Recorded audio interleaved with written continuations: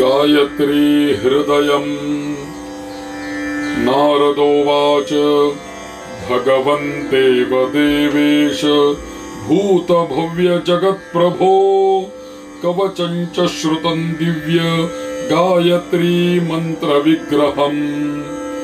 अधुना श्रोतुमिच्छामि गायत्री हृदयं परम् यद्धारणात् भवेत् पुण्यं गायत्री जपतोऽखिलम्।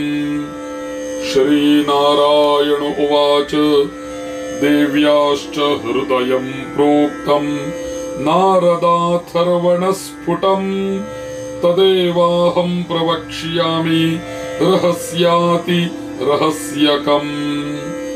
विराट रूपां महादेवीं गायत्रीं वेदमातरम् ध्यात्वा तस्यास्त्वथाङ्गेषु ध्याये देवताश्च देवताः। पिण्डब्रह्माण्डयोरैक्यात् भावयेत् स्वतनौ तथा देवी रूपे निजे गेहे तन्मयत्वाय साधकः। न देवोऽभ्यर्चयेत् देवम् इति वेद विदो विदुः ततो भेदाय काये स्वे भावयेत् देवता इमाः। अथ तत्संप्रवक्ष्यामि तन्मयत्वमथो भवेत् गायत्री हृदयस्यास्याप्यहमेव ऋषिस्मृतः। गायत्री छन्द उद्दिष्टम् देवता परमेश्वरी पूर्वोक्तेन प्रकारेण कुर्यादङ्गानि षट्क्रमात्। आसने विजने देशे ध्यायेदेकाग्रमानसः अथार्थन्यासः द्यौर्मूर्ध्निर्दैवतम्।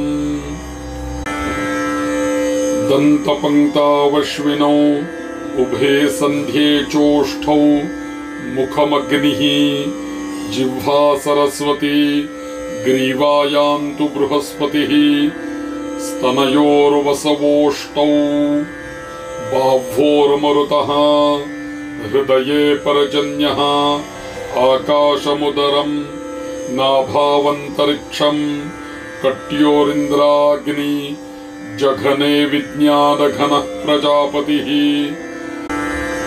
कैलासमलये ऊरू विश्वे देवा जान्वोः जङ्घायां कौशिकः गुह्यमयने ऊरू पितरः पादौ पृथिवी वनस्पतयोऽङ्गुलिषु ऋषयो रोमाणि नखानि मुहूर्तानि अस्ति सुग्रहाः असृङ्मांस मृतवः संवत्सरा वै निमिषम् अहोरात्रावादित्यश्चन्द्रमाः प्रवरान् दिव्यां गायत्रीं सहस्रनेत्रां शरणमहं प्रपद्ये।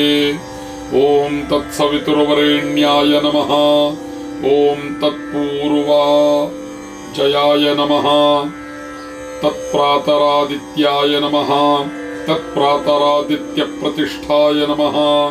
प्रातरधीयानो रात्रिकृतं पापं नाशयति सायमधीयानो दिवसकृतं पापं नाशयति सायं प्रातरधीयानो अपापो भवति सर्वतीर्थेषु स्नानो भवति सर्वैर्देवैर्ज्ञातो भवति अवाच्यवचनात् पूतो भवति अभक्ष्यभक्षणात् पूतो भवति अभोज्यभोजनात् पूतो भवति अचोश्चोषणात् पूतो भवति असाध्यसाधनात् पूतो भवति दुष्प्रतिग्रहशतसहस्रात् पूतो भवति सर्वप्रतिग्रहात् पूतो भवति पङ्क्तिदूषणात् पूतो भवति अनृतवचनात् पूतो भवति अथा ब्रह्मचारी ब्रह्मचारी भवति अनेन हृदयेनाधीतेन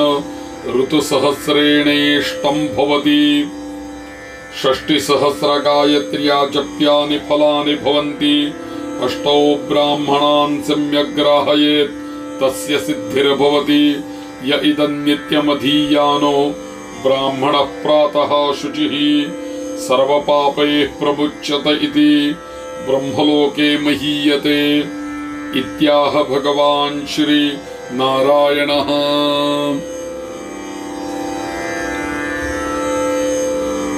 इति श्री गायत्री हृदयम् सम्पूर्णम्।